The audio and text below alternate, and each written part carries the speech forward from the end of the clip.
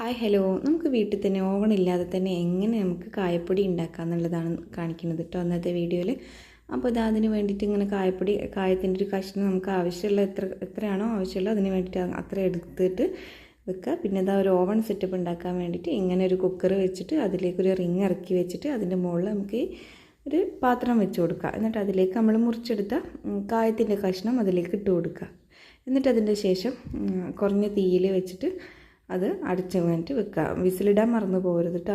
എന്നിട്ട് അങ്ങനെ വെച്ചിട്ട് പിന്നെ അപ്പോൾ കണ്ടില്ലേ, ഇത് പുറത്തെടുത്താൽ ഇങ്ങനെ നല്ലോണം ഇങ്ങനെ മുരിഞ്ഞ് വന്ന പോലെ കിട്ടും. നമുക്ക് കൈ കൊണ്ട് തന്നെ പൊടിച്ചെടുക്കാം, പക്ഷെ നമുക്ക് മിക്സിയിൽ പൊടിച്ചെടുത്താൽ നല്ല ഫൈൻ പൗഡറായിട്ട് തന്നെ കിട്ടും. അപ്പോൾ നമുക്ക് അച്ചാറൊക്കെ ഇടുന്ന സമയത്ത് നമുക്ക് എത്രയാണോ ആവശ്യമുള്ളത് അത്ര നമുക്ക് കായപ്പൊടി ഉണ്ടാക്കാൻ പറ്റും കേട്ടോ. അപ്പം എത്രത്തോളം അത് പ്രിസർവ് ചെയ്ത് വെക്കാൻ പറ്റുമെന്ന് അറിയാത്തതുകൊണ്ട് ഞാൻ ആവശ്യത്തിനുള്ളത് മാത്രമാണ് പൊടിച്ചിട്ടുള്ളത്. അപ്പോൾ വീഡിയോ ഇഷ്ടപ്പെട്ടാൽ